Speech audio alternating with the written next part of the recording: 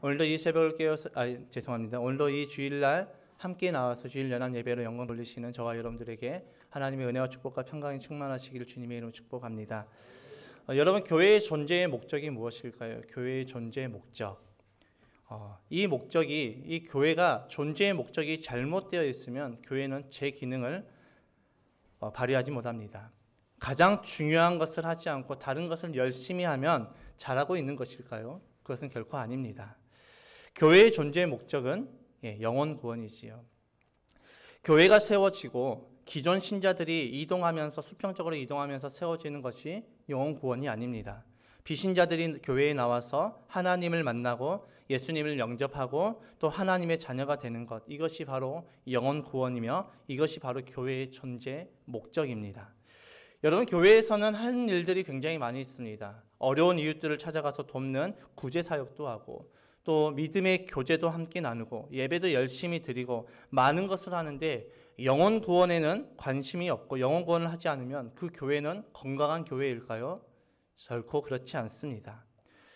여러분, 한 세탁소가 있습니다. 그런데 그 세탁소의 사장이 너무 바빠서 정작 해야 될 세탁 일을 잘 하지 못하는 것입니다. 그래서 그 세탁소의 사장님이 무슨 일 때문에 저렇게 바쁜가 해서 그 세탁소의 사장님의 그 일들을 면밀히 살펴보니까 그 사장님이 어려운 이웃을 찾아가면서 구제도 하고 또 그 지역사회를 발전시키기 위해서 굉장히 많은 노력도 하고 헌신도 했습니다. 그리고 봉사도 열심히 했습니다. 물론 이런 일들을 보면 굉장히 좋은 일이죠. 잘하고 있는 것이죠. 그런데 그분이 진짜 해야 할 그 세탁의 일을 집중하지 않으면 그 세탁소는 어떻게 돼야 될까요? 문을 닫아야 됩니다. 세탁소가 세탁을 하지 않고 다른 것만 열심히 하면 그 세탁소는 문을 닫아야 됩니다.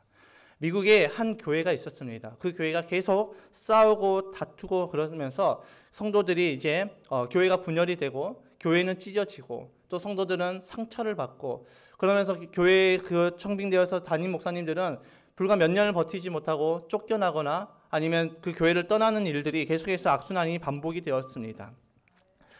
그래서 그런 상황 가운데 어느 한 목사님께서 청빙되어서 첫 주에 설교를 이렇게 하셨습니다. 여러분, 우리 교회는 교회가 아닙니다. 매일 이렇게 싸우고 분열되고 찢어지면서 정작 중요한 영혼 구원을 하지 않으니 교회가 아닙니다. 우리 교회 간판을 내리십시다. 이렇게 설교를 하고 정말로 교회 예배가 끝나고 실제로 그 간판을 내려서 그 교회 끝에 있는 무슨 교회라고 하면 그 교회라는 글씨를 잘라서 없애버렸습니다. 여러분, 왜 그 목사님께서 그렇게 하셨을까요? 교회의 존재 목적을 따라서 교회가 존재하지 못했기 때문입니다. 아무리 교회가 다른 것들은 열심히 하지만 영혼 구원에는 전혀 관심이 없다면 진짜 교회가 아닙니다. 우리 백합교회가 다음 세대도 세우고 많은 사역들을 감당하고 있지만 우리 백합교회가 영혼 구원에 관심이 없다면 우리 교회는 교회로서의 역할을 감당하지 못하고 있는 것입니다. 그러기 위해서 우리가 바꿔야 될 것들이 있습니다. 그것이 무엇입니까? 바로 예배입니다. 여러분, 왜 예배를 드리십니까? 우리는 일주일에 새벽 예배 5번과 수요 예배 1번, 주일 연합 예배 1번, 총 7번의 예배를 드립니다. 1년으로 계산하면 1년에 365번의 예배를 드리고 있는 것이지요. 하루에 한 번씩 예배를 드리고 있는 것입니다. 그렇다면 우리는 왜 이렇게 많은 예배를 드리고 있는 것입니까? 예배를 드리는 목적이 무엇입니까? 여러분은 왜 예배를 드리십니까? 교회의 존재 목적이 영혼 구원이라면 예배를 드리는 분명한 목적도 있다라는 것입니다. 예배를 왜 드리십니까? 라는 그 질문 앞에 많은 크리스찬들은 이렇게 대답을 합니다. 은혜 받기 위해서 우리가 예배를 드립니다. 저 또한 그렇게 생각했습니다. 우리가 예배를 드리는 목적은 그래, 은혜 받기 위해서 우리가 예배를 드리는 것이지. 그런데 이번 세미나를 통해서 진짜 예배의 목적에 대해서 저희는 알게 되었습니다. 여러분, 사람이 변화되는 데 있어서 필요한 것이 지, 정, 위, 이 세 부분이 터치가 되어야 됩니다. 이 지는 지식적인 부분을 말하지요. 우리 교회에서 진행하고 있는 이 삶공부를 통해서 우리는 지식적인 부분을 터치하고 있습니다. 이 정은 무엇을 뜻할까요? 우리의 감정적인 부분을 뜻합니다. 그래서 우리가 목장 모임 안에서 이 감정적인 부분들을 터치합니다. 우리의 삶을 나누고 우리의 감정을 나누고 그러면서 우리의 감정적인 부분이 터치가 되어지고 있습니다. 그래서 이 삶 공부와 목장이 굉장히 중요한 것이죠. 이 가정교회 세 축 중에 두 가지입니다. 그리고 마지막 한 축인 바로 이것은 의지적인 부분을 말을 하는데, 이 부분을 터치해 주는 것이 바로 우리가 지금 드리고 있는 주일 연합 예배입니다. 주일 연합 예배의 목적은 이 의지적인 부분이 터치되는 것이 목적입니다. 그러기 위해서는 예배 가운데 일어나야 될 일들이 두 가지가 있습니다. 첫 번째는 하나님을 경험하는 것입니다. 예배 가운데 우리가 하나님을 경험해야지 우리의 의지적인 부분이 터치되도록 자연스럽게 연결이 되는 것입니다. 예배 가운데 하나님의 임재하심 혹은 하나님을 경험하는 것이 전혀 이루어지지 않으면 이 의지적인 부분이 전혀 터치가 되지 않습니다. 그렇다면 예배 가운데 하나님을 경험하는 사람들이 누구일까요? 신자일까요? 모든 분들은 다 이렇게 생각합니다. 그래, 신자들이, 하나님을 믿는 사람들이 하나님을 경험하는 것이지. 대부분의 전통교회는 이 신자들을 위해서 신자들 중심으로 예배가 디자인되어 있습니다.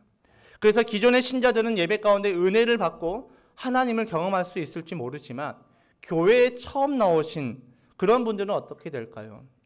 교회에 처음 나온 사람들도 그런 예배 가운데서 은혜를 받고 하나님을 경험할 수 있을까요? 죄송한 말씀이지만 전혀 그렇지 않습니다. 제가 지난 10여 년간 부목사로 부교육자로 사역을 하면서 수많은 예배를 봐왔습니다. 또 수많은 전도 축제를 통해서 전도 집회를 봐왔습니다. 그 10여 년간 부교육자로 사역하면서 그런 사역들을 많이 봐왔지만 처음 나오신 분들이 교회에서 은혜를 받고 또 계속해서 교회를 다니고 세례를 받고 신자가 되는 케이스는 극히 드물었습니다. 거의 없다고 해도 무방할 정도였습니다. 수백 명이 몰려와도 한두 명 남을까 말까였습니다. 큰 교회라고 다를까요? 큰 교회도 똑같았습니다. 시스템이 좋은 교회라고 다를까요? 시스템이 좋은 교회도 똑같았습니다. 비신자들이 예배를 통해서 하나님을 경험하고 영접하기에는 너무 어렵습니다. 저는 이 점이 너무나도 안타까웠습니다. 그런데 예배를 통해서 하나님을 경험하는 것은 이 신자뿐만 아니라 비신자들도 이 예배 가운데, 이 주일 연합 예배 가운데 우리는 하나님을 경험할 수 있어야 되는 것입니다. 두 번째로 우리가 예배를 드리는 목적은 하나님께 헌신하는 것입니다. 우리가 주일 연합 예배를 통해서 하나님을 경험하는 것만 목적이 되지 않습니다. 하나님을 경험하고 궁극적으로 이것을 하기 위해서 우리는 주일 연합 예배를 드리는데 그것이 바로 하나님께 헌신을 결단하는 것입니다. 복음에 대해서 우리가 잘못 이해하면 우리는 정말 아무것도 안 하게 됩니다. 그런데 중요한 것은 우리가 아무것도 안 하면 정말 아무 일도 일어나지 않습니다. 우리가 구원받기 위해서 치러야 할 대가는 예수님께서 이미 다 치르셨습니다. 그렇기 때문에 우리가 그 예수님을 영접하고 믿으면 우리는 구원을 받습니다. 우리의 행위가 의로워서 우리가 구원받을 만한 자격이 되어서 구원받을 만한 노력을 해서 우리가 구원을 받은 것이 아니라 저와 여러분들은 하나님의 은혜로 우리는 구원을 받았습니다. 구원을 받기까지 우리가 한 것은 아무것도 없습니다. 그냥 예수님을 영접하고 믿은 것 외에는 아무것도 한 것이 없었습니다. 그런데도 우리가 구원을 받고 우리의 삶에 극적인 변화가 일어나는 것은 극히 드뭅니다. 왜 이런 변화들이 일어나지 않을까요? 내가 예수를 믿고 구원을 받았는데 이 시간 여기서 예배하는 저와 여러분들은 예수님을 영접하고 믿고 구원을 받았는데 우리의 삶 가운데서 그렇게 큰 극적인 변화들이 일어나지 않는다라는 것입니다. 그 이유가 무엇일까요? 우리가 훈련하지 않았기 때문입니다. 여러분, 우리에게 아무리 천부적인 재능이 있어도 그 재능을 훈련하지 않고 연습하지 않으면 그 재능에 꽃을 피울 수가 없습니다. 하나님의 은혜 가운데 저와 여러분들이 바이올린을 멋지게 킬 수 있는 천부적인 재능을 받았다 할지라도 우리가 바이올린을 연습하지 않으면 우리는 일반인들과 똑같습니다. 우리가 구원을 받고 하나님의 자녀가 되는 그런 훈련을 하지 않으면 우리는 일반적인 사람들과 믿지 않는 사람들과 똑같은 삶을 살아가게 되는 것입니다. 그렇기 때문에 우리의 삶 가운데서는 아무런 변화가 없는 것이지요. 우리가 하나님 앞에 헌신하는 것은 우리의 삶을 하나님의 자녀로 살아가는 훈련이며 연습인 것입니다. 이것이 없으면 우리가 수십 년 교회를 다니고 수십 년 예배를 드리고 수십 년 하나님의 말씀을 묵상하고 기도한다 해도 우리에게는 아무런 변화가 없다라는 것입니다. 그러나 우리가 말씀을 듣고 주님 앞에 헌신을 결단할 때 성령께서 우리의 삶을 이끌어 주십니다. 예배를 드리고 헌신의 결단이 없으면 안고 없는 빵을 먹는 것과 똑같은 격입니다. 우리가 받은 은혜는 하나님을 향한 의지적인 결단을 통해서 우리의 삶이 말씀대로 살아가게 되는 것입니다. 그런데 이런 결단이 없으면 우리는 그냥 교회만 왔다 갔다 하는 종교인과 똑같다라는 것입니다. 그래서 결론은 예배는 신자와 비신자 모두가 하나님을 경험하는 것이 목적이 되는 것입니다. 예배를 드렸는데 하나님을 경험하지 못하고 그렇기에 우리가 아무런 의지적인 결단이 없는 예배라면 그런 예배는 우리에게 아무런 변화도 줄 수 없고 그러한 예배는 우리에게 아무런 능력을 끼칠 수가 없다라는 것입니다. 오늘 본문의 1절의 말씀을 함께 읽어볼까요? 함께 읽겠습니다. 시작. 형제 자매 여러분, 그러므로 나는 하나님의 자비하심을 힘입어 여러분에게 권합니다. 여러분의 몸을 하나님께서 기뻐하실 거룩한 산 제물로 드리십시오. 이것이 여러분이 드릴 합당한 예배입니다. 오늘 본문의 말씀을 보니까 사도 바울은 우리에게 이렇게 권면하고 있습니다. 하나님께서 기뻐하시는 거룩한 산 제물로 드리십시오. 여러분, 이 말은 우리의 몸을 각을 뜨고 배를 갈라서 피를 그대로 내서 하나님께 드리라는 그런 의미가 아닙니다. 예배를 통해서 너희가 은혜 받는 데서 끝나지 말고 그 은혜에 따라서 의지적으로 헌신을 결단하라고 말씀하고 있는 것입니다. 그것이 우리가 드릴 합당한 예배라고 말씀하고 있는 것입니다. 이 시간 예배하는 저와 여러분 우리 모두는 단순히 은혜 받기 위해서만 이 자리에 앉아 있는 것이 아니라 예배를 통해서 의지적으로 하나님께 헌신을 결단하여서 하나님이 기뻐하시는 합당한 예배를 드리시는 저와 여러분들이 되시기를 주님의 이름으로 축복합니다. 성경 우리에게 결코 은혜 받고 끝나라고 말씀하고 있지 않습니다. 우리에게 거룩한 산 제물로 드리라. 너희의 삶을 헌신을 결단하라고 우리에게 말씀하고 있고 그것이 우리의 합당한 예배라고 분명하게 말씀하고 있습니다. 그렇다면 우리가 드릴 이 합당한 예배, 신자나 비신자나 다 하나님을 경험하고 의지적인 결단을 하나님께 드리는 합당한 예배를 드리기 위해서 우리가 해야 할 것이 무엇일까요? 우리가 무엇을 해야지 신자나 비신자나 다 이 예배를 통해서 하나님을 경험하고 또 신자들은 그 은혜에 따라서 믿음으로 헌신을 결단할 수 있을까요? 그것은 바로 예배를 디자인하는 것입니다. 하나님을 경험하고 그 은혜에 따라 의지적인 헌신의 결단이 우리에게 일어나기 위해서는 우리는 우리의 예배를 새롭게 디자인해야 되는 것입니다. 그렇다면 어떻게 디자인해야 될까요? 먼저 우리는 교회의 존재 목적인 영혼 구원을 위해서 기도하는 것입니다. 그것이 바로 빕스를 위한 기도입니다. 빕스는 우리가 새신자, 우리가 전도 대상자를 VIP라고 하는데 이 VIP의 복수형으로 그대로 읽은 것입니다. 이 빕스를 위해서 기도를 해야 하나님께서 영혼을 보내주십니다. 여러분, 교회가 이 비신자들을 위해서 영혼을 위해서 기도하지 않는데 하나님께서 영혼들을 보내주실 이유가 전혀 없습니다. 그래서 우리는 이제 매 시간 예배 때마다 이 빕스, 즉 비신자들을 위해서 기도해야 합니다. 그러기 위해서는 우리가 VIP 명단을 작성해야 되겠지요. 그래서 광고에서 오늘 광고를 통해서 VIP 명단을 작성해 주십시오라고 하는 것은 목사님 또 귀찮게 또 이런 것들을 만드신데 라고 하는 것이 아니라 우리 교회가 하나님께서 원하시는 하나님의 소원을 이루어드리는 교회로 영혼 구원하는 교회로 세워지기 위한 첫 걸음이라는 것입니다. 우리는 이 VIP 명단을 작성해야 되는데 한 분당 5명씩 VIP 명단을 작성하고 제출해 주시면 저는 그분들의 이름을 새벽마다 이름을 불러가면서 기도하고 또 새벽 예배와 수요 예배와 주일 연합 예배를 통해서 우리는 각자의 VIP 명단을 놓고 이름을 불러가면서 기도할 것입니다. 그렇게 될 때 우리의 시선은 자연스럽게 우리의 시선이 비신자들에게 향하고 그들을 위해서 기도하게 되며 영혼 구원에서 제자 삼는 교회로 하나님이 원하시는 교회로 세워지게 되는 것입니다. 또 우리는 그 VIP들이 교회에 나올 것을 대비해야 됩니다. 어떻게 대비해야 될까요? 그것은 우리의 자리를 다시 배치하는 것입니다. 교회에서 자리는 굉장히 중요한 것 같습니다. 그래서 한 분이 교회에 나와서 세례를 받고 또 신자가 되면 그분이 앉는 자리는 그분이 죽을 때까지 그분이 절대 비키지 않는 것 같습니다. 우리 교회만 봐도 항상 저는 눈을 감으면 여기에 이분이 계시지, 여기에 이분들이 계시지, 이 줄에 이분들이 계시지 다 압니다. 왜 아는 줄 아십니까? 우리는 매주 같은 자리에 앉아 있습니다. 그래서 이 자리를 바꾸는 것이 굉장히 부담스러울 수 있습니다. 굉장히 불편할 수 있습니다. 그런데 우리가 왜 이 자리를 바꿔야 될까요?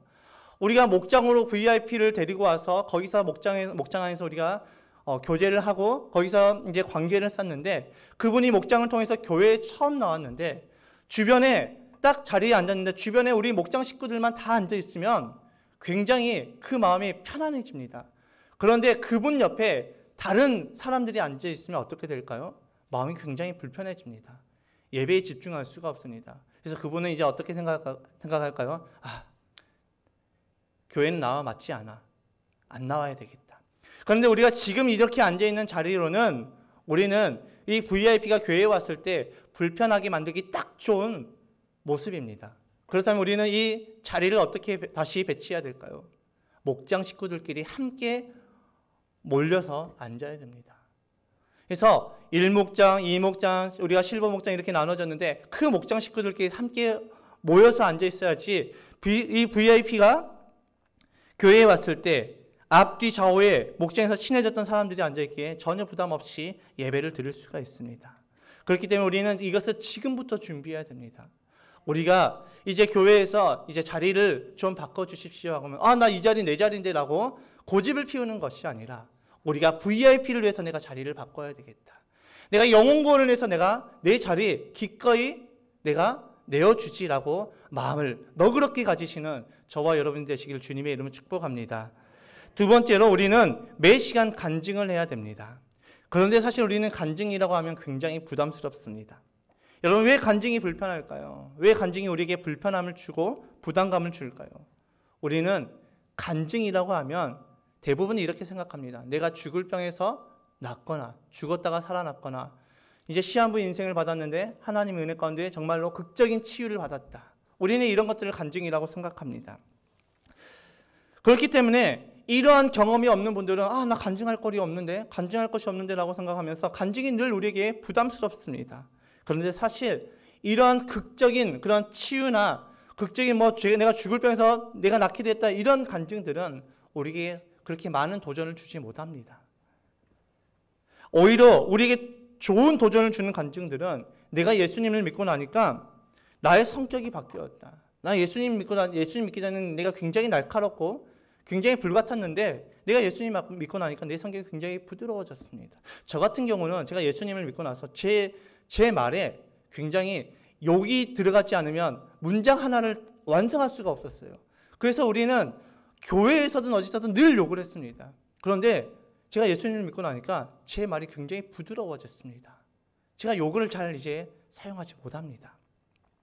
이런 간증들, 내가 집안일을 잘 하지 않았는데 내가 예수님 믿고 나서 내 아내를 보니까 아내가 너무 피곤해 보이고 너무 힘들어 보여서 내가 집안 청소도 도와주고 설거지도 도와줬습니다. 이런 간증들.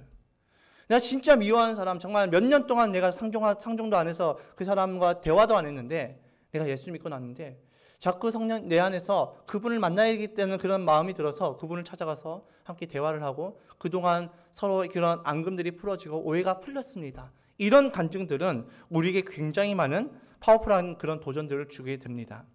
간증을 할 때는 우리가 구원받은 간증, 또 내가 변화받은 간증, 우리가 헌신하게 된 간증을 하는 것이 가장 좋습니다. 간증의 시간에 축복의 간증은 별로 좋지 않습니다. 내가 예수님을 믿고 내가 이렇게 헌신했더니 하나님께서 나에게 물질의 복을 이만큼 부어주셨습니다. 내가 투자하는 것마다 다 대박이 났습니다. 내가 주식을 투자할 때마다 다 대박이 났습니다. 하나님께서 나에게 복을 주셔서 우리 집을 더 넓은 집으로 이사가게 해주셨습니다. 이런 간증들은 본인에게는 좋을지 몰라도 듣는 이로 하여금 불편함을 줄 수 있습니다. 그럼 나는 뭐야? 내가 하나님 믿고도 이런 복을 받지 못하는 나 잘못된 건가? 이런 불편함을 줄 수가 있습니다. 그래서 이렇게 간증을 할 때는 내가 축복받은 간증을 하는 것이 아니라 내가 변화받았던 간증, 내가 구원받는 간증, 이런 것들을 하는 것이 굉장히 좋습니다. 그리고 이런 간증들이 굉장히 우리에게 도전을 줍니다. 내가 예수를 믿었더니 어느 날 갑자기 내 아내가 너무 사랑스러워지는 거예요. 내가 예수를 믿었더니 어느 순간부터 내가 내 남편을 존중하게 되었습니다. 이런 간증들은 우리에게 굉장히 많은 도전들을 주는 것입니다. 그리고 간접적으로 우리가 하나님을 경험하게 되기도 합니다. 그리고 삶 시리즈를 통하여서 깨달았던 것들, 우리가 얻게 됐던 것들을 간증하면 삶 공부에 대해서 우리는 궁금증이 생기고 삶 공부가 개설이 되면 신청해야 되겠다는 도전이 생기기도 합니다. 이런 간증들이 좋습니다. 그래서 간증의 주어는 내가 무엇을 했다가 아니라 하나님이 나를 이렇게 변화시켜 주셨습니다. 하나님이 나에게 이렇게 하여 주셨습니다. 이런 문체를 사용하면 되는 것입니다. 여러분, 간증을 한마디로 표현하자면 어떤 것일까요? 간증은 하나님을 자랑하는 것입니다. 저와 여러분들 신앙생활을 하면서 늘 입버릇처럼 고백하는 것이 있습니다. 하나님의 영광이 되게 하여 주시옵소서.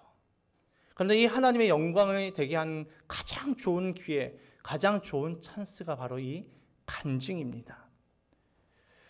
그렇기 때문에 간증을 권면하며 제가 전화를 해서 예 자매님, 예 형제님, 이번 주에 간증을 좀 해주십시오. 간증을 좀 준비해서 간증을 좀 해주십시오라고 권면을 드리면 너무 부담스러워 하시지 마시고 그 기회를 살려서 나를 변화시키신, 나를 구원해 주신 하나님을 자랑하는 저와 여러분이 되시길 주님의 이름으로 축복합니다.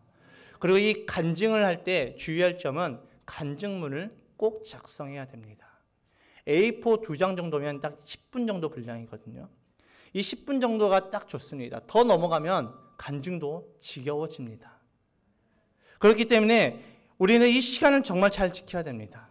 이렇게 간증문을 A4 2장 정도로 딱 준비해서 나와서 간증문을 읽고 그대로 내려가면 되는 것입니다.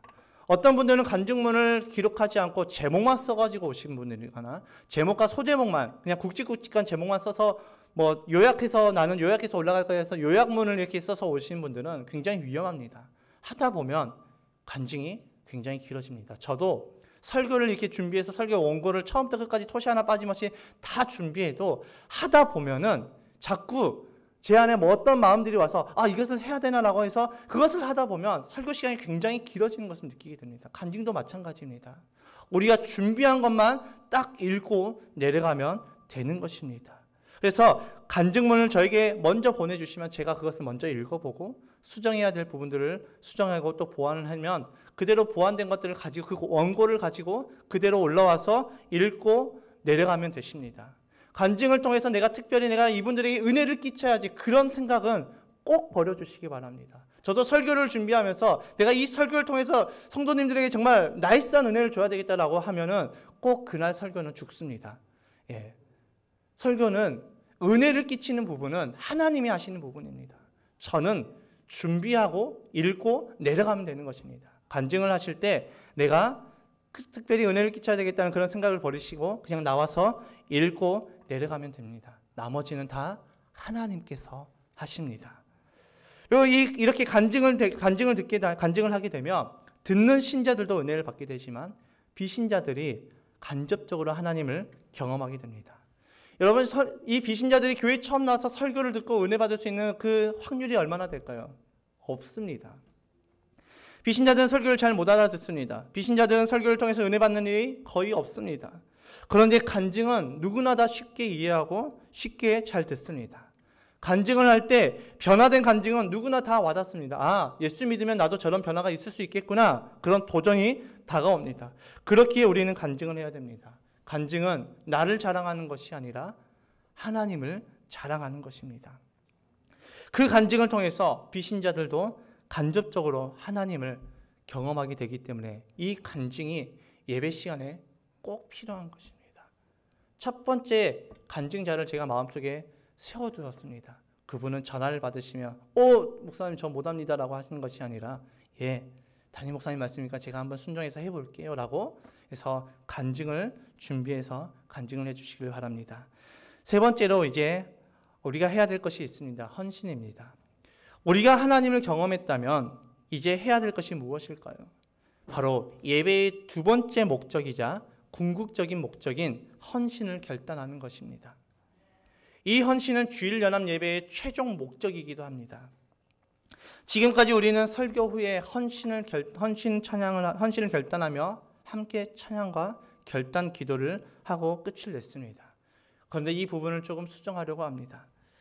설교가 마친 후 함께 말씀을 붙들고 함께 결단하고 또 기도하고 다 같이 자리에서 일어나서 응답 찬양을 할 때 그때 한 주간 내가 말씀대로 살아보기를 원하시는 분, 또 새롭게 헌신하시기를 원하시는 분, 혹은 지난주에 내가 헌신했지만 그대로 살아가지 않아서 다시 내가 재헌신하기 원합니다라고 재헌신하기 원하시는 분, 또 예수 영접 모임에 참여하기 원하시는 분, 세례받거나 등록하기를 원하시는 분, 교회 사역에 헌신하기 원하시는 분, 혹은 또 내가 기도받기 원하시는 분은 앞으로 나와서 이 헌신되어 있는 헌신카드를 작성하고 기도를 받으면 됩니다. 여기서 정말 중요한 것은 많은 성도들에게 헌신자들이 구경거리가 되면 안 됩니다. 그런 분위기가 조성되면 안 됩니다. 그러기 위해서는 하나님께서 내 마음을 터치하시고 헌신의 마음을 주시면 그것을 외면하는 것이 아니라 그 마음을 따라서 헌신을 결단하며 앞으로 나아가야 됩니다. 앞으로 나아갈 때 이미 하나님께서 역사하십니다. 그렇게 나아갈 때 우리는 주일 연합 예배를 통해서 우리의 의지적인 결단이 일어나게 되는 것입니다. 그리고 네 번째로 치유 기도입니다. 저는 신유의 능력이 없습니다. 그런데 이번 세미나를 통해서 그 목사님께서도 신유의 능력이 없는데 정말 성경의 말씀을 붙잡고 믿음으로 기도했더니 정말 68가지의 그 질병이 나았다는 그런 간증을 들었을 때 나도 해봐야 되겠다라는 그런 마음을 주셨습니다. 우리가 헌신을 결단하며 나온 분들을 위해서 기도할 때 먼저 우리가 기도해야 할 것은 몸이 불편하시거나 치유받기 원하시는 분들 함께 나오셔서 헌신카드를 작성하고 서 계시면 제가 그분들을 위해서 먼저 기도할 것입니다. 이때 원로 목사님과 협동 목사님은 제가 안수하여 기도할 때 뒤에서 함께 기도로 협력해 주시면 더욱 기도의 능력이 나타날 줄 믿습니다. 그렇게 이 헌신과 치유 기도 시간에는 두 분의 목사님께서 함께 나오셔서 함께 기도로 협력해 주시기를 부탁드립니다. 아멘이십니까? 예.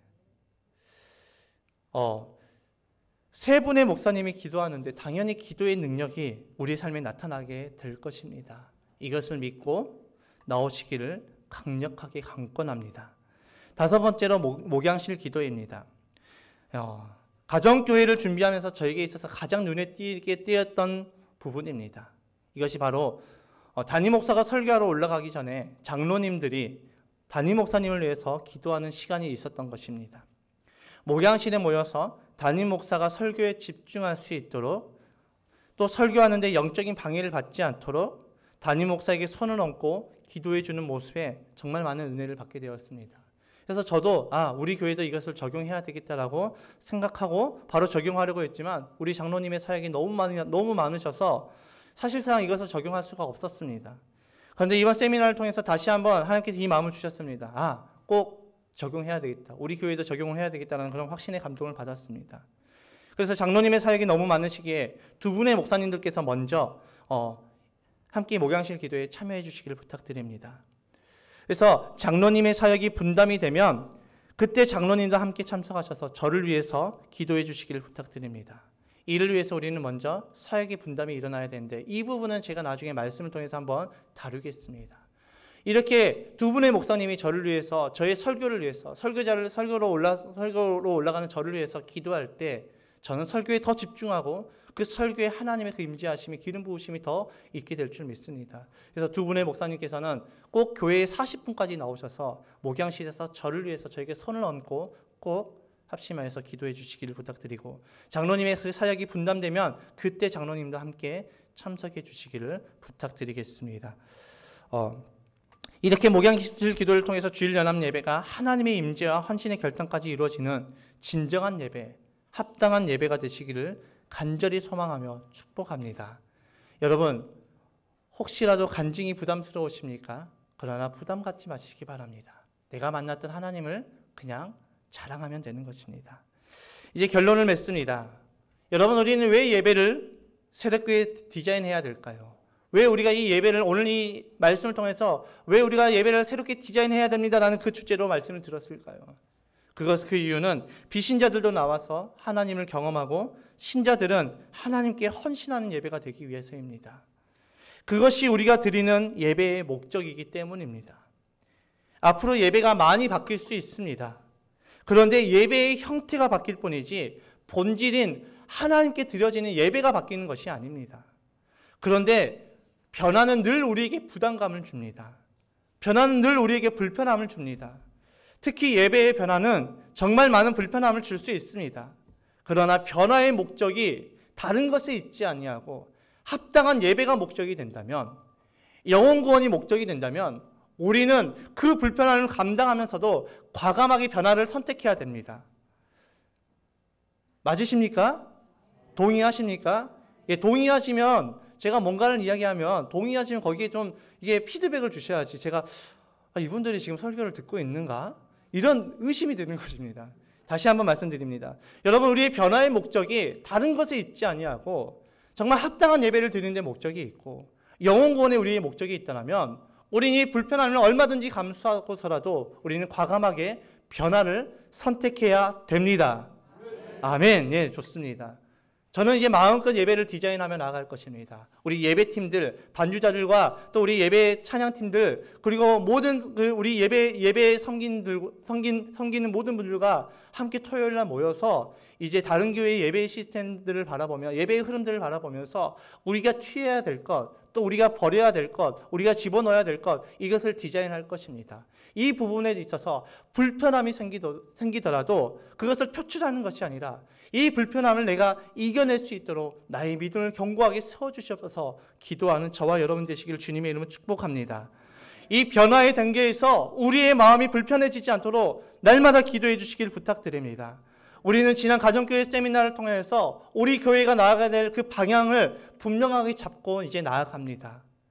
이것을 우리가 믿음으로 결단하며 변화하여 이제는 비신자들이 와서 은혜 받을 수 있는 교회, 영혼 구원이 일어나는 교회, 또 기존의 신자들은 하나님의 말씀을 듣고 내가 한 주간의 삶을 그 말씀대로 살아보기를 결단하며 헌신을 결단할 수 있는 그런 예배가 되어지기를 주님의 이름으로 축복합니다. 이 변화는 목사인 저 혼자 할 수가 없습니다. 장로님과 단둘이 할 수도 없습니다. 우리 모든 성도님들이 하나가 되어서 한 마음으로 연합되어질 때 가능하게 되는 것입니다. 앞으로 우리는 이 변화에 맞춰서 사람을 세워나갈 것입니다. 구경꾼이 아닌 진정한 예배자로, 진정한 하나님의 일꾼으로, 진정한 하나님의 자녀로 세워지는 저와 여러분이 되시기를 주님의 이름으로 축복합니다.